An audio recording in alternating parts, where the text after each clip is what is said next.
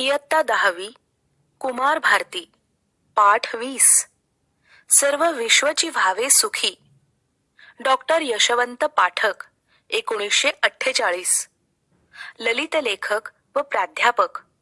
मराठी संत साहित्य आणि लोकजीवन, लोककला व लोकसंस्कृती या गोष्टींशी असलेल्या आंतरिक जिव्हाळ्यातून डॉक्टर पाठक यांचे सर्व लेखन निर्माण झाले आहे.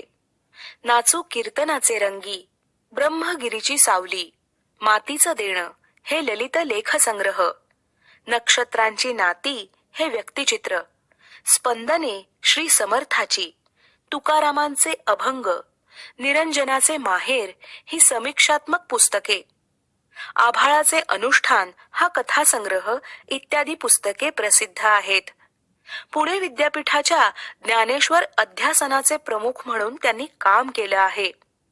हे विश्वची माझे घर संत ज्ञानेश्वरांच्या वचनाचा प्रत्यय आज तंत्रयुगात आपण घेत आहोत. दळणवळण आणि संपर्काच्या आधुनिक साधनांनी वैश्विक खेड्याची संकल्पना प्रत्यक्षात आणली आहे. गाव ते जग या स्तरावर माणूस माणसाला भेटतो. तो जवळ यावा, जोडला जावा.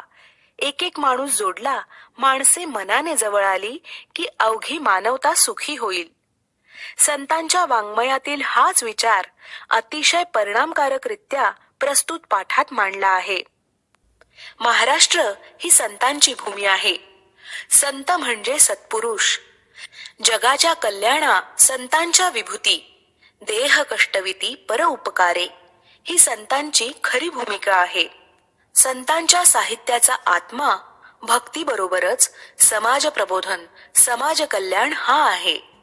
संत परमेश्वराकडे स्वतःसाठी काहीही मागत नाहीत, परंतु बुडता हे जन न देखवे डोळा, येतो कळवळा म्हणूनी यासाठी श्री चक्रधर स्वामी, संत ज्ञानेश्वर, संत नामदेव, संत तुकाराम, वारकरी संप्रदायातील सर्व संत, संत कबीर, गुरु नानक, संत महात्मा बसवेश्वर अशा सर्वच संतांनी आपल्या साहित्यातून विश्व कल्याणासाठी परमेश्वराकडे, गुरूंकडे साकडे घातले आहे.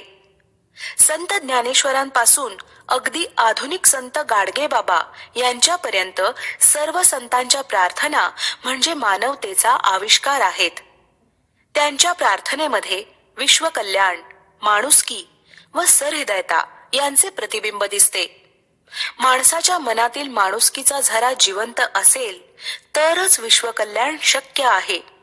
कारण मी पासून आम्ही या संकल्पनेप्रमाणे अवघे विश्वची माझे घर, वसुधैव कुटुंबकम या संकल्पना संतांच्या साहित्यातून प्रकट झाल्या आहेत.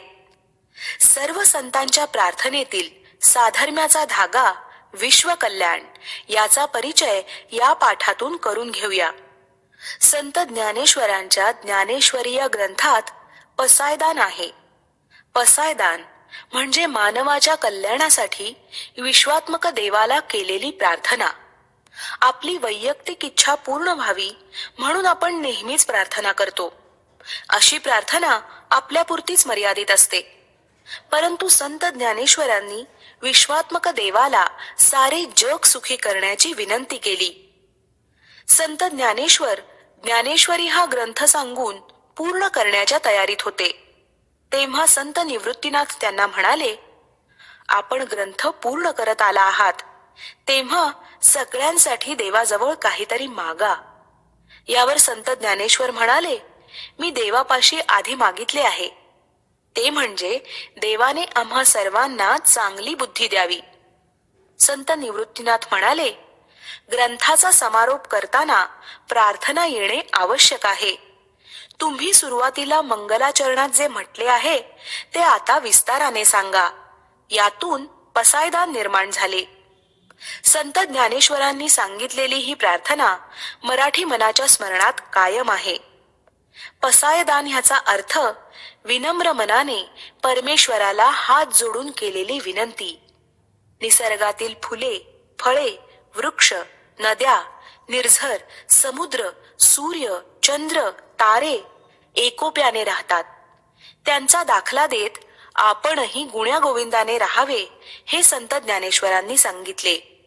संत ज्ञानेश्वरांनी पसायदानात म्हटले आहे, जे खळांची व्यंकटी सांडो तया सत्कर्मी रती वाढो, भूता परस्परे पडो मैत्र जीवाचे, दुरितांचे तिमिर जावो, विश्व स्वधर्म सूर्ये पाहो, जो जे वांछिल तो ते लाहो प्राणी जात. माणसाने आपल्या मनातील दुष्टावा नाहीसा केला पाहिजे. संत ज्ञानेश्वरांनी याला खळांची व्यंकटी सांडो असे म्हटले आहे किंवा दुरितांचे तिमिर जावो असे म्हटले आहे. दुरित म्हणजे दुष्कर्म. या जगातून दुष्कर्माचा अंधार नाहीसा होवो, ज्याला जे जे हवे ते ते मिळो अशी विश्व कल्याणाची प्रार्थना त्यांनी केली. असेच मागणे संत नामदेवांनीही परमेश्वराकडे मागितले.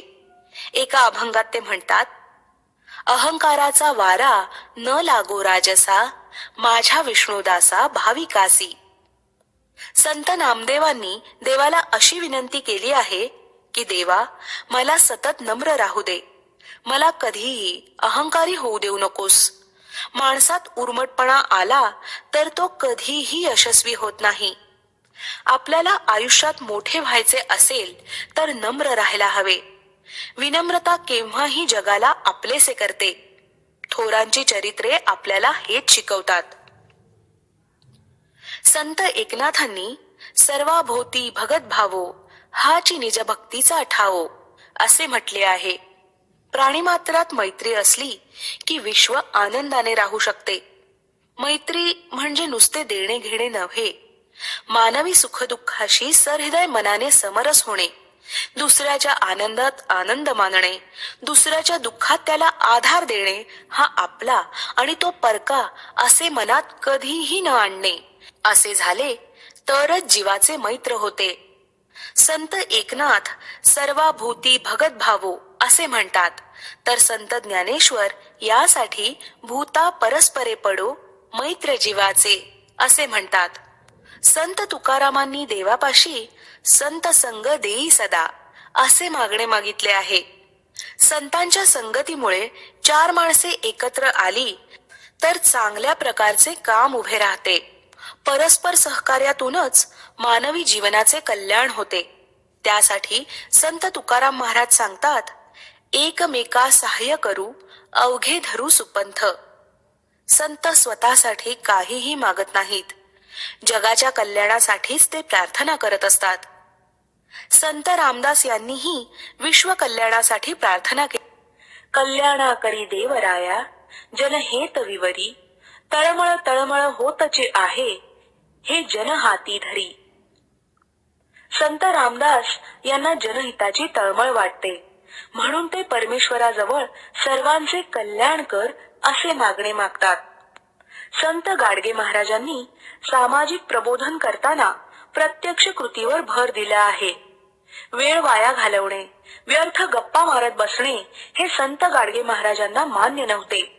त्यापेक्षा सर्वांनी शिक्षित व्हावे ह्यावर त्यांचा कटाक्ष होता. शिक्षणाचे महत्त्व सांगताना संत गाडगे महाराज म्हणतात, नको ते धर्मकृत्ये पैसा खर्चून या, घेण्यासाठी विद्या तोच खर्चा. स्वतःचा उद्धार करा प्रयत्नाने, शक्तीने मुक्तीने सुखी व्हावे. शिक्षणामुळे माणूस सुसंस्कृत व्हावा, माणूस जोडला जावा, त्यातून मानवाचे कल्याण व्हावे हेच संत गाडगे बाबांना अभिप्रेत आहे.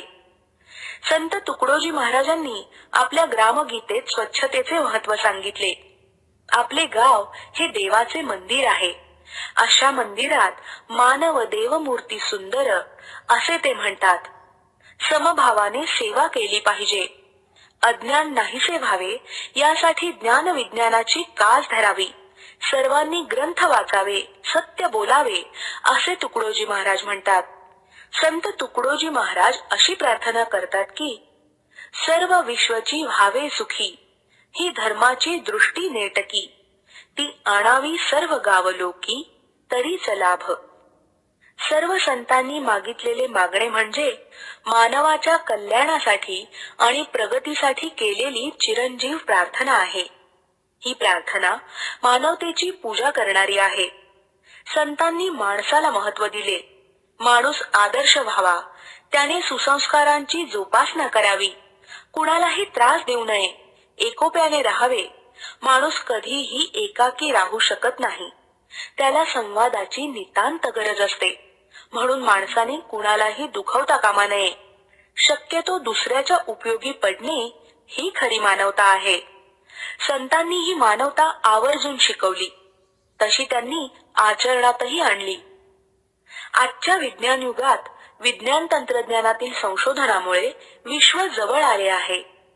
संत ज्ञानेश्वरांनी 13व्या शतकात हे विश्वची माझे घर आहे ही कल्पना केली होती. त्याचे प्रत्यंतर आज आपण घेत आहोत. आज आपण जगात कुठेही जाऊ शकतो, पण संत ज्ञानेश्वरांना अभिप्रेत असलेला माणसा माणसांना जोडणारा जिव्हाळा आज हरवला आहे. तो जपण्यासाठी मन सुसंस्कृत असायला हवे, नाहीतर राक्षसी वृत्ती निर्माण होते. ती संतांना नको आहे. चांगल्या मनाने निर्माण केलेल्या कृती जगात महत्त्वपूर्ण ठरतात. विज्ञानातील चांगले प्रकल्प समृद्धी आणतात, पण सुंदर मने ही राष्ट्राची श्रीमंती वाढवतात. संतांनी याकडे लक्ष वेधले आहे. वडाचे झाड कायम नम्र असते. ते सगळ्यांना सावली देते. त्याची सावली सर्वांना हवी हवीशी वाटते.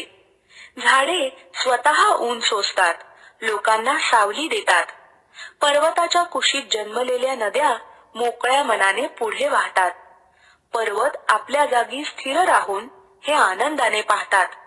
आपण कोणत्याही कामात मन आनंदी ठेवून जर काम केले तर त्याच्यासारखा दुसरा आनंद नसतो. हे जगण्याचे खरे सूत्र आहे. स्वतः चांगले जगावे आणि स्वार्थापलीकडे जाऊन दुसऱ्याचाही विचार करावा. असे झाले तरच सुंदर समाज निर्माण होईल, सुखी होईल. हेच सर्व संतांच्या प्रार्थना करण्यामागील मर्म आहे.